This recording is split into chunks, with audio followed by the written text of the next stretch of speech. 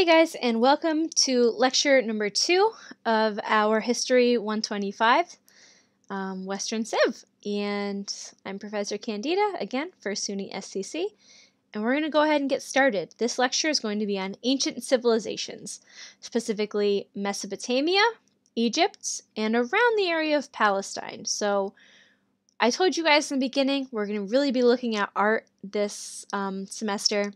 So we're going to look at the Epic of Gilgamesh, the Code of Hammurabi, the Book of the Dead, and the idea of Zoroastrianism, which is technically not art, it's a religion, but I think we can still make it work. So anyways, I really would like for these to be between 30 and 40 minutes, so let's get started. We have to go kind of quick. This is a lot of history to cover in a little amount of time. Before we get started, I just want to go over the idea of who exactly we're talking about. Human beings are the last stage of all of this evolution. And we began around 200-ish, 120,000 years ago. The evolution from our first stage to Homo sapiens really affects the shape of our bodies and skulls, which is kind of interesting. As you can see, the top part of the skull is called the cranium, and that's basically our intelligence, not just our survival skills. And as you can see, it gets bigger and bigger over time. So just look at the eyebrows up. You can see this version, not as much intelligence. This last version, this is us normal. This is actually the same part of evolution that we are now, which is really cool. Where did all of this begin? Well, it began in South Africa around 200,000 years ago. And people migrated all over the earth in tens of thousands of years. So no one tribe said, let's walk from South Africa up to Iran. No. That took 100,000 years. That's a really long time. So around 10,000 years ago, we have the shift from nomadic people or hunter-gatherers to a civilization. So these are people that would go hunt their animals. These are people that would grow and slaughter their animals. These are people that would find edible berries and fruit. These are people that are going to grow grain to make into flour and make bread. Now, I want to go over some definitions of what is a civilization. We all know what civilization is, but how do we actually define what makes something a civilization versus not? Well, first, we have the urban revolution. This is the idea of one place, one kind of city or one community where everyone's going to settle down, build some permanent structures, build some fences, which we can see right here, actually, some permanent structures, some fences. And this is where people are going to work together. The idea of civilization is the idea of us and togetherness, to me anyway. We also have a distinct religion. This can be a single god, this can be many, but these are all things that we tell other people, right? A religion is something that we enter in together. Not just one person believes that this is why it floods one year. It's everyone believes this is why it floods. So again, I hope you guys are seeing the sense of community and the sense of us. Next, we have a political and a military structure. The military is, again, to protect us, to protect what we have. And the politics are who's going to rule us, who's going to make decisions for us. Will we all make decisions? Will the oldest woman? Will the strongest man? This is the idea of a political structure. Next, we have a social structure based on economic power. So let's say we have a potter, a basket weaver, and a butcher. Who's going to make the most money? Who's going to have the most say in politics? Well, maybe the butcher is going to have the most because he makes the meat that everyone eats. Or maybe the potter will because their craft takes a really long time. Maybe the people with the baskets. You guys get the point here. The last two are my favorite, which is writing and art. As I said, we're going to be looking at what art says about the society. That's our main goal of the whole class. Well, writing, again, is like the story of us. Art is what we have to say. So when we think about civilizations, we're thinking about a permanent, a structural us, which is kind of interesting. So let's talk about where all this starts. Here's our map of the world, and I'll upload this too. We have green for like where farm is, where farm kind of communities are, and then we have the purple where is civilizations. So where these people are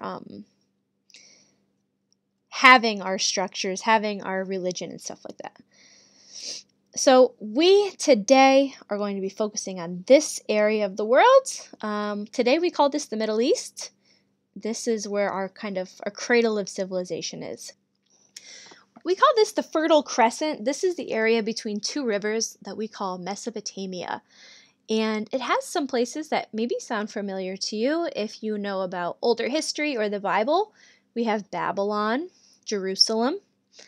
But this is present-day Middle East, Iran. This is where the civilization started.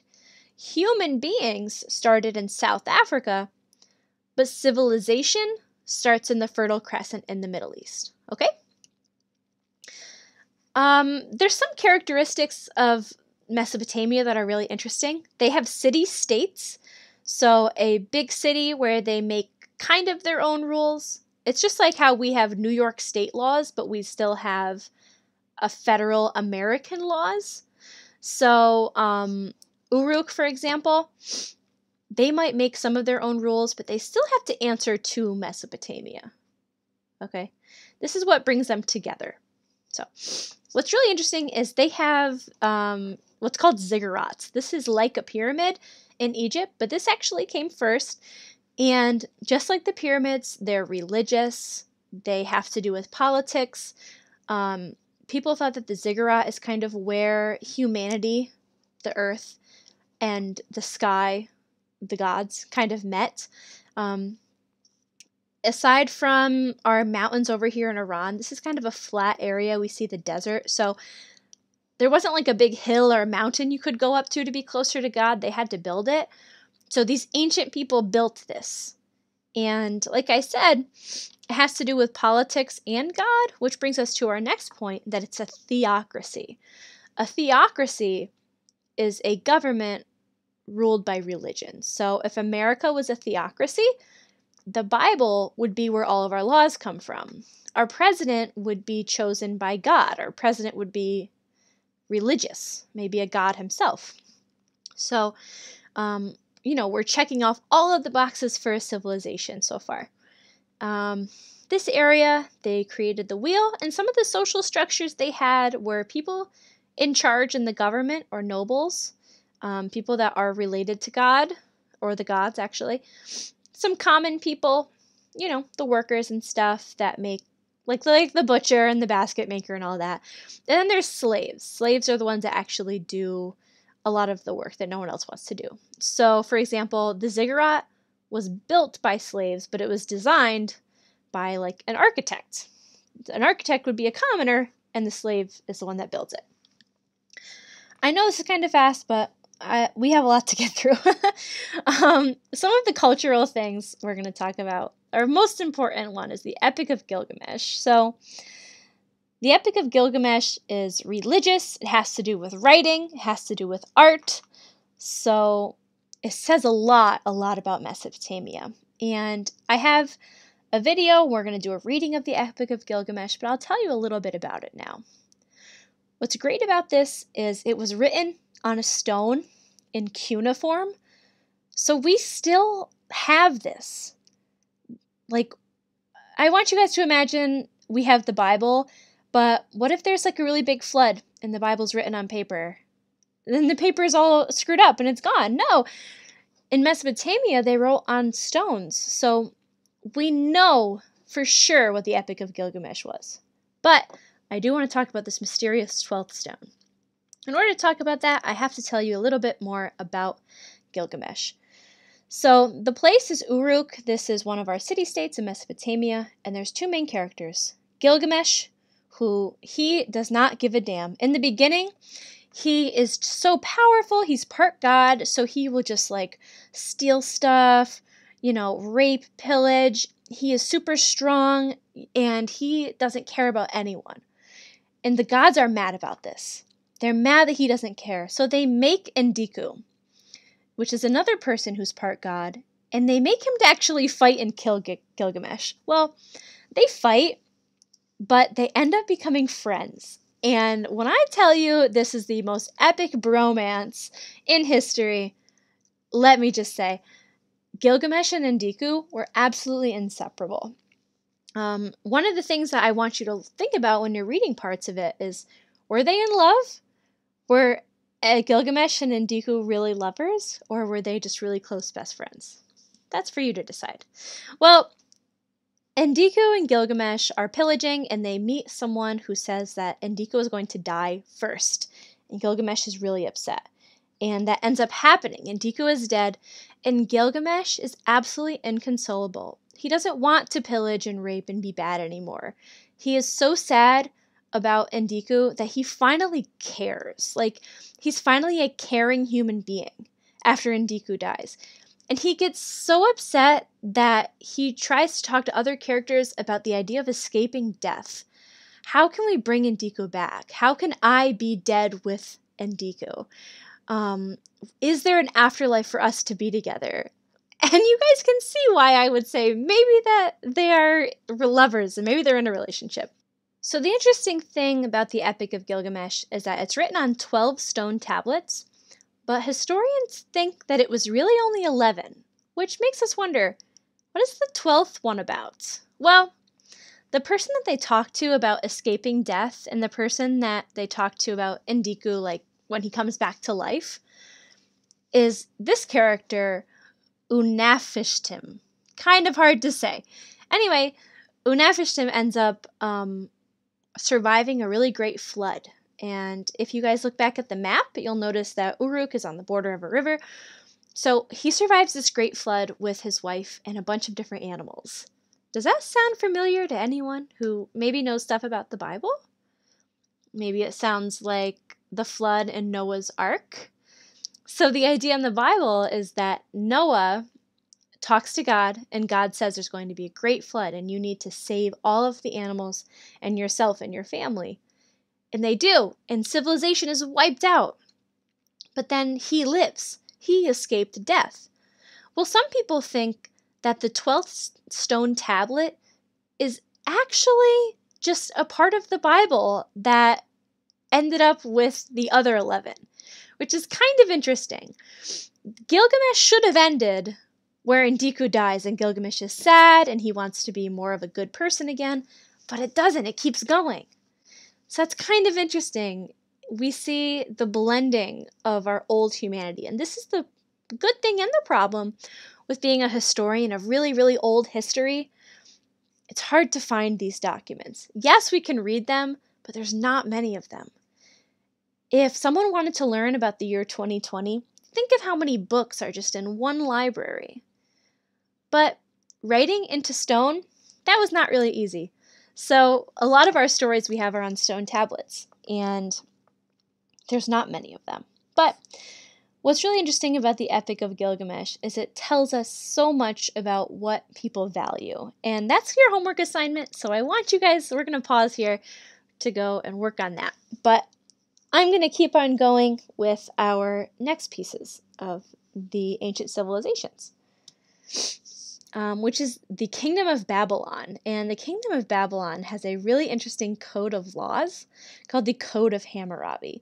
And this is it. This is the Code of Hammurabi. Again, it's written on stone, so we know exactly what it says. There's 282 laws, and let's go over some. See what they say about the people that made this.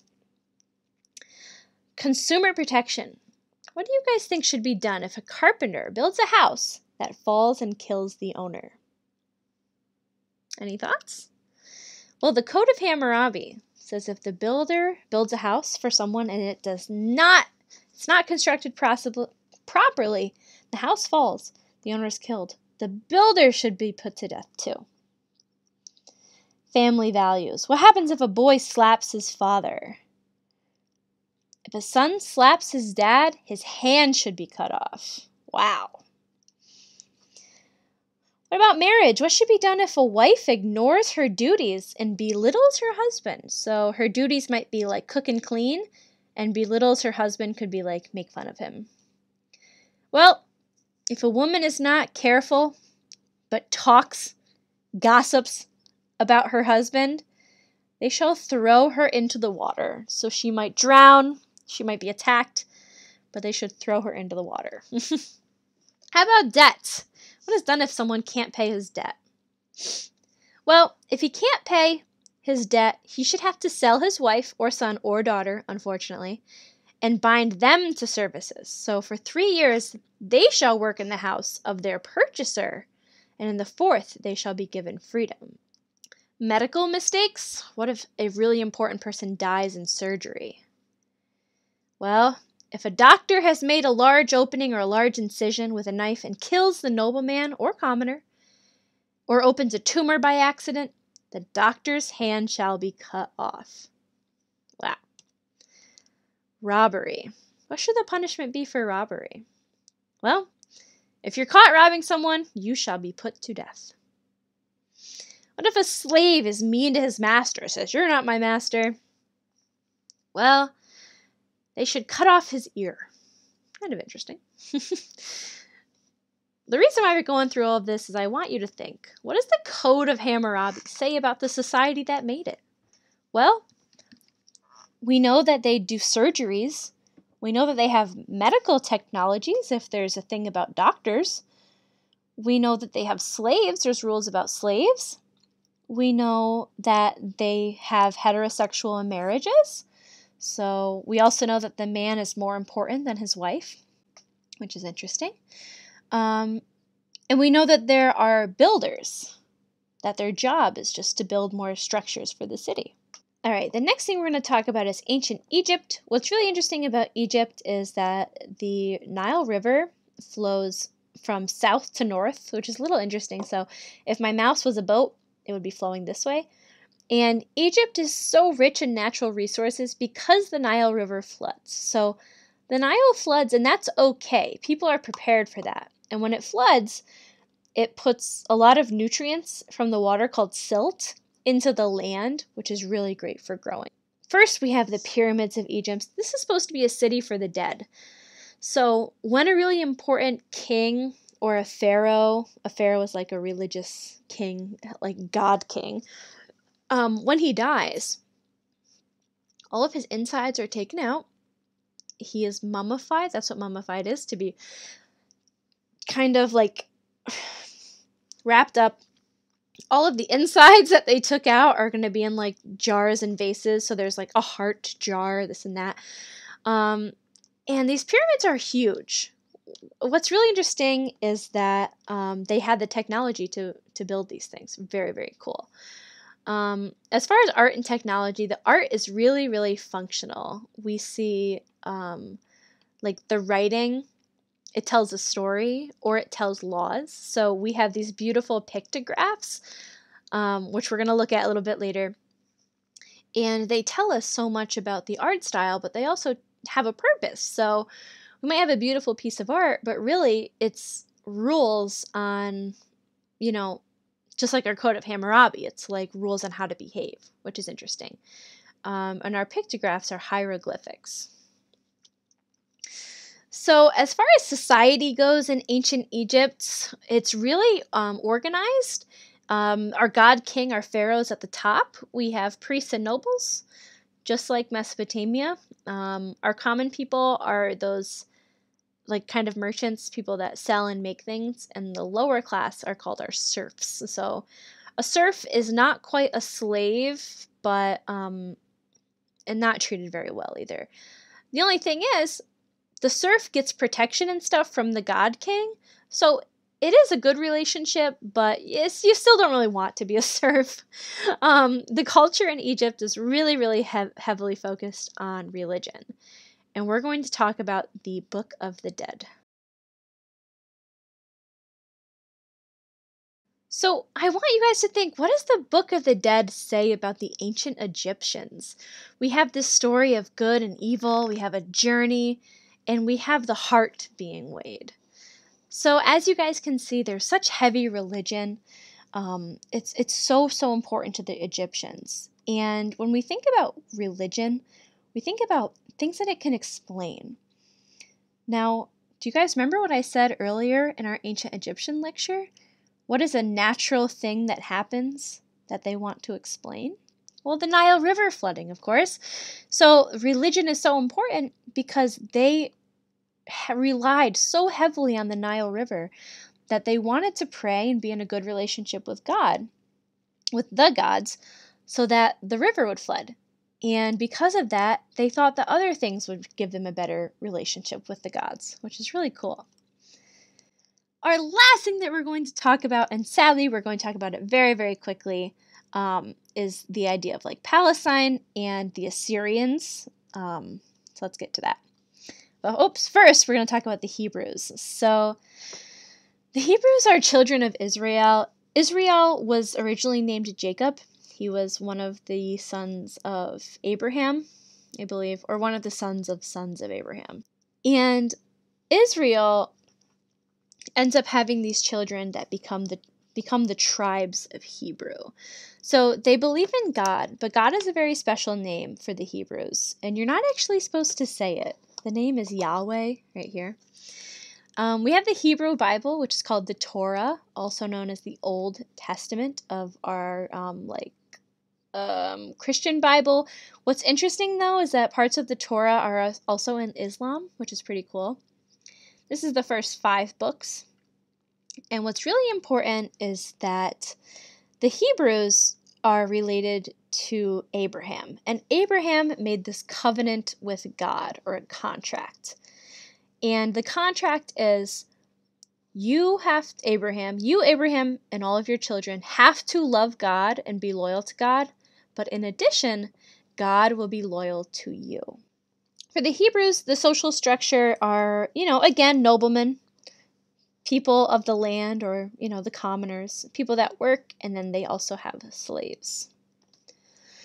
The next one we're going to talk about is the Assyrian Empire. These people were so militarized. They had this really organized religion. They had a really organized military, and they used it to just take over places. They would do these guerrilla warfare where they would sneak up and snipe people with their bows. They would siege or go and take over whole communities, whole city-states, and they used terror.